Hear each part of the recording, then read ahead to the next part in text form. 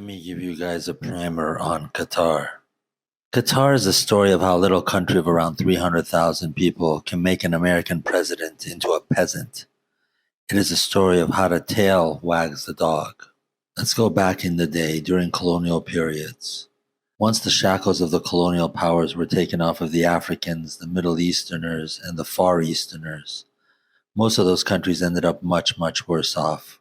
They didn't have the science, the technology, they didn't have the infrastructure, they didn't have the wherewithal to survive, and ended up much worse without partnering with the colonialists. But Qatar was a different story. After they broke the shackles in 1971, they became the largest liquefied natural gas exporter and, of course, a petrol exporter. They make hundreds of billions of dollars a year from Western countries, selling their oil to them. And since then, they have been tremendously, tremendously wealthy. Period.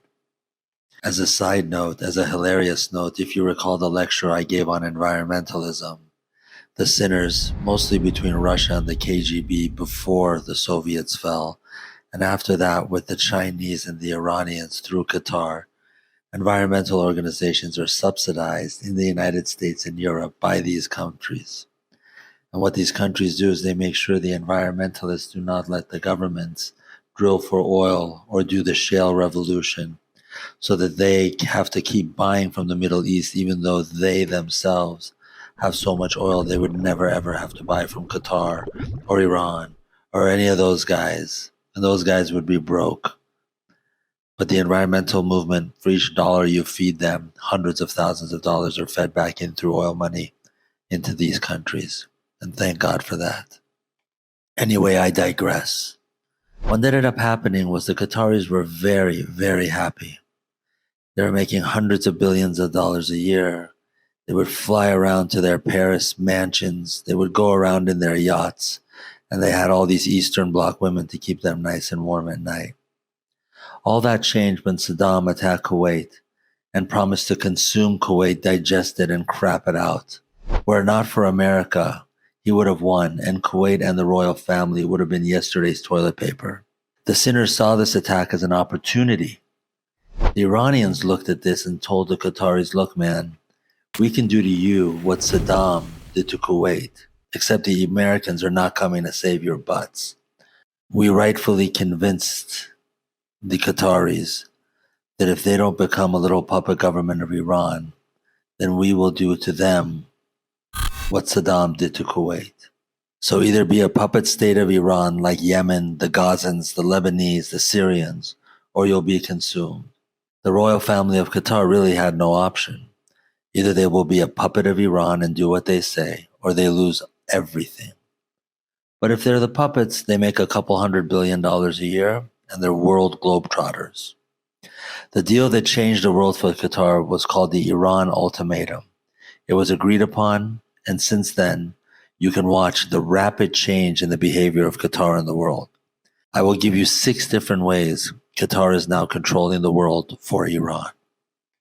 First and foremost, the first of the 6, obviously you all know that Qatar began manipulating oil prices with OPEC at crucial times in Iran and global economy to help Iran's mullahs pocket hundreds of billions of dollars and euros by artificially increasing prices. All of this was done on the back of the West, as we discussed before, and all of this was done because the Americans and the Europeans are not allowed to drill for their own oil, at least not in an appreciable way that would make Iran and Russia and China weaker. Second, the second way Qatar plays such a crucial role in controlling global politics. Please recall the conversation about the Caliphate and the importance of medieval Islam versus Enlightenment Islam. If you know anything about Christian history, you'll know that the printing press liberalized and opened up the way that Christians thought about not only their religion, but about the world, and it changed everything. Well, the hope was for the Western world that the internet would open up the eyes of the Islamic world to see the world outside of very strict interpretation of Islam. The problem is that people that are enlightened are not easily controlled. So you had a fight between the Enlightenment Islam and the medieval Islam. and the internet was going to destroy that. Qatar has to be commended for what they did. They fully subsidized and invented a news site called Al Jazeera. They filled it full of radical Islamic propaganda that is followed by millions and millions and hundreds of millions of Muslims in every country. Socialists and communists jumped on the bandwagon. And as a surprise bonus for us, the useful idiots of left-wingers in the media, the university and politicians in Europe and America also follow it. They preach it like the Bible. Most of them do not know that it is fully paid for and subsidized by the Qatari government. And the Qatari government's personal actions in Qatar are diametrically opposed to everything they push. But these people parrot propaganda verbatim. By the way, don't forget that we even got an American vice president, Al Gore, to sell his network so that we could start Al Jazeera America. As I told you before, when it comes to oil money, even the Oval Office is for sale. Remember, we have the oil, we have the money. We have the companies, we have your country. The third of 6 ways that Qatar is taking over the world and controls the United States and Europe is through their sovereign wealth fund. They have tens of billions, and some report hundreds of billions of dollars that they invest in American companies. And guess who helps them with this? Guess which global companies, powerful Western global companies, sit and beg Qatar to have a piece of their pie? At the very least, you've heard of ConocoPhillips, Exxon, Mobil, Chevron, Boeing through Qatar Airways, and General Dynamics, Lockheed Martin that develops all of the military weapons for the Western world, as well as insurance companies like MetLife. And every time you swipe a Visa, just know that they're begging to be sitting at Qatar's table. And don't forget, our old friends Blackstone. Yes, Blackstone is sitting at Qatar's sovereign wealth fund table. So you tell me how cheap Americans are to buy. Not that much, a few $1 billion, and you've got all the corporations begging on their knees to be part of us. So the next steps that they taught us how to take over with are buying very important real estate to show the Americans that we're here, to show the Americans that we own your greatest real estate. So buildings like the Empire State Building and very important and prominent buildings in Washington, D.C. that senators and congressmen have to look at every day on their way to work are owned by us, and we make sure they know that Qatar owns it. That is our projection of power. Qatar has spent billions of dollars buying corporations and football teams and soccer teams and basketball teams and hotel chains and food chains. We're so proud of them. Why would they do this, though? Ask yourself, why would Qatar buy American real estate and American companies? What's the purpose of that? They make so much more easier money in the oil world. Why would they go to the trouble of these risky investments? As we have discussed, if Qatar cannot directly influence the EU and the US, then their corporate puppets will control our Western governments from the inside out, from the media to the schools to elected officials. If Qatar would be too inflamed to show their faces as controlling these government officials, then they use the corporations that are American corporations to influence these government officials to do what Qatar and really what Iran wants. So the American puppets of Qatar influence every aspect of the US economy and government. As you know, we own the oil, we own the money, we own the companies, and we own your country. Let me give you a few examples of how obvious it is that Qatar runs this country. And ask yourself why Americans aren't tearing the streets apart. The answer is because they don't know, because we control the media too. By the next time we visit each other next Sunday, I want you to give me at least 10 examples of how Qatar runs America, and really Europe, but mostly America, that the media barely or did not report on at all. Let me give you an example to set you on the right path. Iran had Qatar support the Taliban and ISIS, and therefore Iran and Qatar have the blood of thousands of American and British soldiers and hundreds of thousands of Iraqi and Afghani civilians The blood of them is on their hands. Then Iran had Qatar support Hamas. Not only support Hamas, but fund Hamas. Not only fund Hamas, but train Hamas and encourage attacks on civilians. If this was done by any other country, they would be on the terrorist watch list. They would be thrown off of the civilized nations list. But it's Qatar after all. And instead of kicking them off the list, they kiss our butts to let Qatar stay on the list. So most of the politicians are bought, and it's obvious. But there are some politicians that are not bought, and there are some media that are not bought. These are some speed bumps in the road. We do not have all the media and all the politicians bought. Yet some politicians we don't own yet tried to pass a resolution condemning Qatar and Iran for supporting the killing of U.S. soldiers and Israeli civilians. There was this one representative named Bergman. He came out publicly and he said that Qatar single-handedly defeated a 2017 bipartisan bill fingering Qatar for its Hamas support and terrorist support. So Qatar defeated that and made sure that it didn't pass.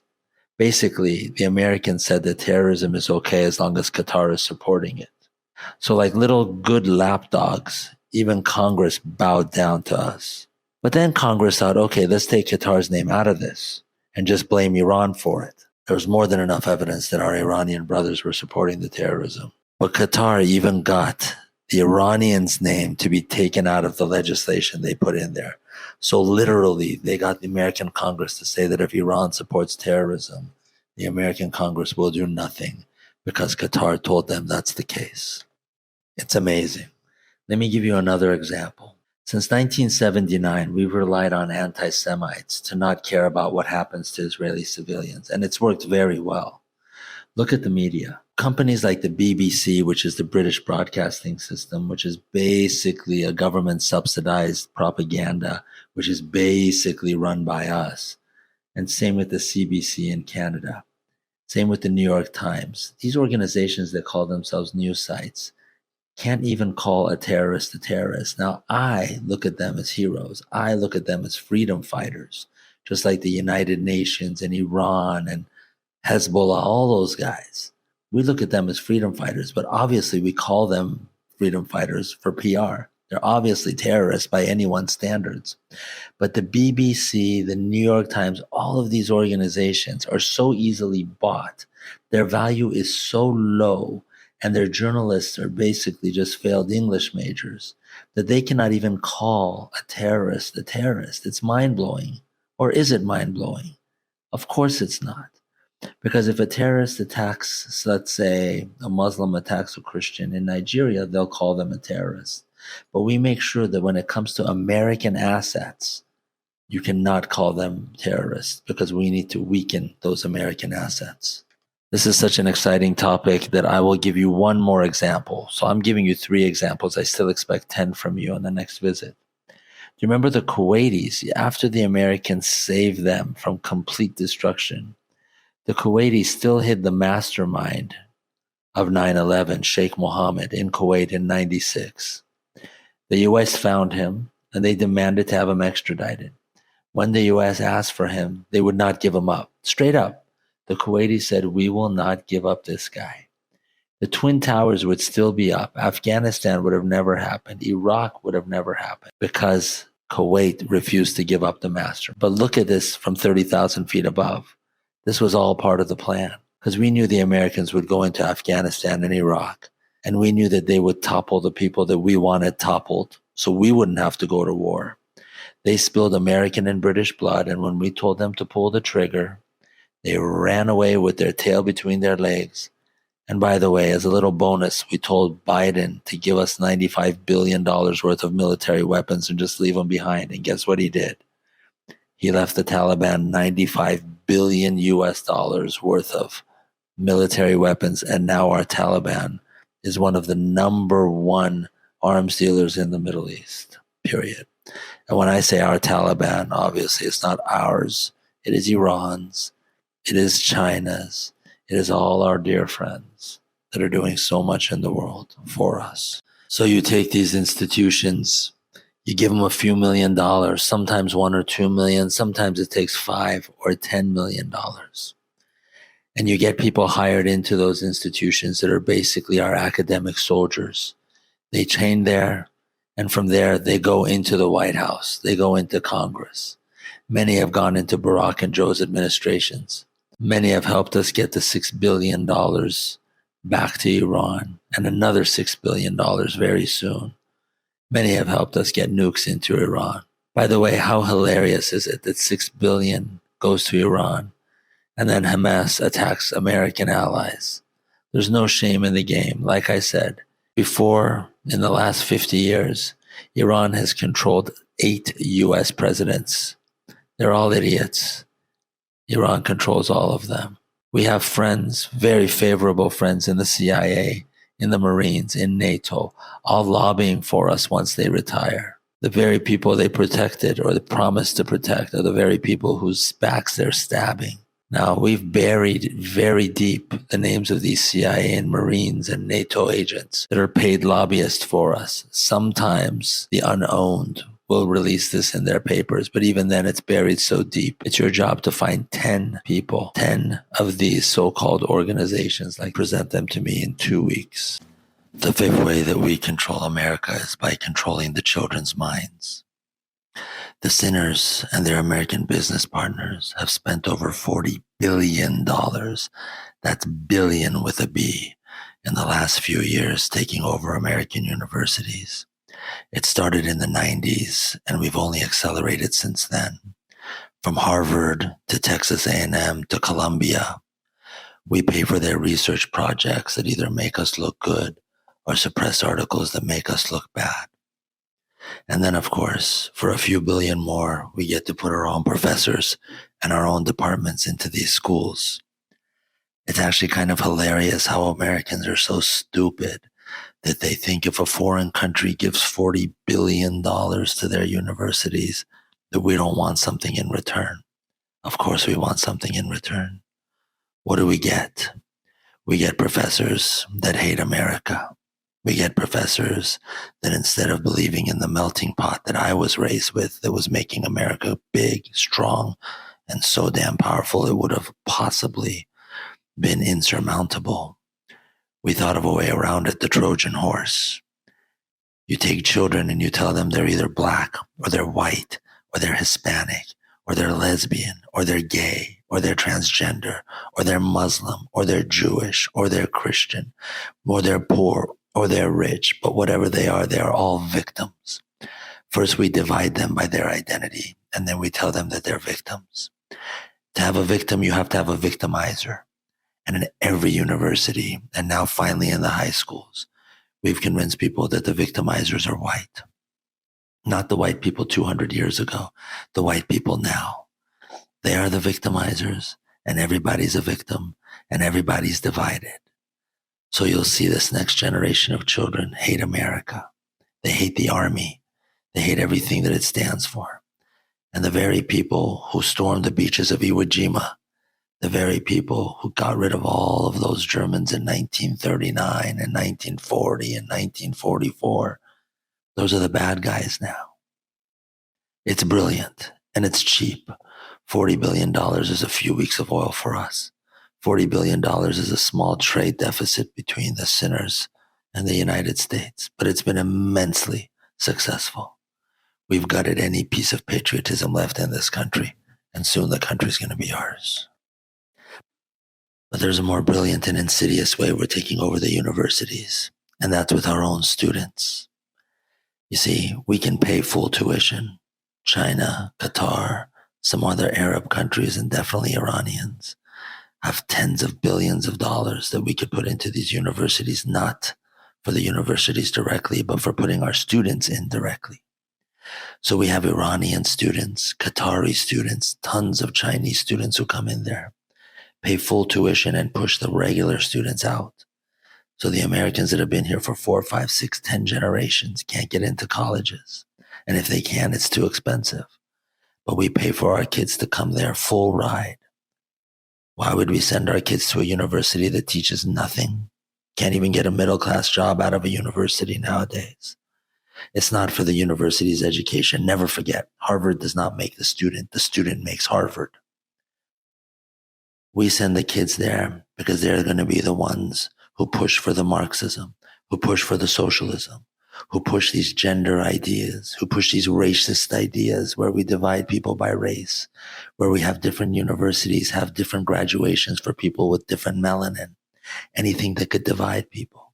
We have people in there that support Hamas. We have people in there who supported the terrorists in 9/11, who knocked down the Twin Towers. Never forget, we had people in universities saying that that was America's fault. Those are our children. And it only cost $50,000 tuition to get each one of our Trojan horses into the United States. There's a sixth way that I want to bring up with you guys, and then we're going to be pretty much done for the night. It's called decolonization of Africa. And it's not just about decolonization, it's about decolonization and recolonization. From the 1990s, we started to push this idea that it's racist for white people to be doing any business in Africa. So the white people got out of Africa because they couldn't take the pressure. This isn't just South Africa. South Africa traded ridiculously competent white oppressors for ridiculously incompetent black oppressors. And those oppressors are owned by us.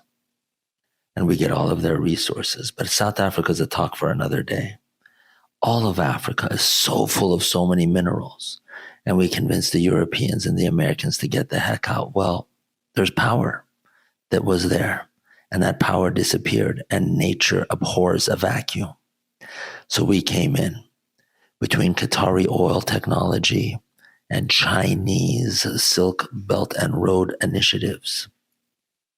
We've taken over all of them, and we have Africa in a debt trap. So, of course, we just give the ANC a few $100 million in Swiss bank accounts, and they run the country into the ground and give us all of the natural resources. But it's not just about that. We don't even need to give them that money. We just give them that money for fun.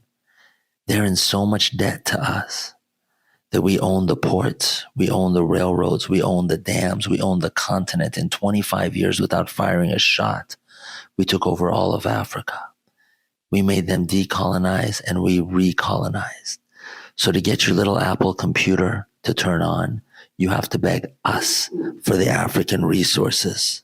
Simultaneously, while we made them decolonize Africa, we began to colonize Europe and America. It's hilarious. We would tell them that they have to get out of countries that have nothing to do with their religion or skin color, while simultaneously we took tens of millions of North Africans and Middle Easterners and pushed for them to go into Europe, go into America, and take over city by city by city. Everywhere from Belgium to Michigan, we have majorities. And when we hit 30%, that's when we become jihadis. We have people in London that are afraid, local politician guys that are afraid to even say anything against us. And then slowly but surely, we'll turn it into what we did to other countries. If you remember, Lebanon was all majority Christian, and now 95% have left. Iraq had 40% Christians. All but a few of them have left. Syria was majority Christian. All of them have left. So we're slowly recolonizing, but not only Africa, we're doing Europe. And Europe with birth rates will fall. And there's two amazing ways that we've done it, and I want you to pay close attention to this. One, you send poor people to that country. You force them to accept these people and call them racists if they don't. That is the kryptonite for Europe and America. Whatever you disagree with, just say that they're racist and they'll stop doing it. Very powerful tool, and please keep using it. So we bring our people in there and they're all on welfare, which drains the public system. It raises taxes and it destroys their schools because they have more and more kids in each class. So one immigrant does a wonderful job without even taking out a sword of eviscerating the country from inside out. And then we also help subsidize them on the underground. If you see these beautiful mosques that we've built, these are $30-40 million mosques. People that are poverty stricken cannot afford these mosques. So Qatar and a few of our brothers help build these mosques, give out free food and other subsidies to keep these people happy with a higher birth rate, to help basically, like I mentioned before, be our Trojan horse. It's such an easy plan. It's such an obvious plan. But the Americans or the Europeans are so stupid and so scared to say anything. And when they do, just call them Islamophobes, just call them racists. They'll shut up until it's too late. And it's almost too late.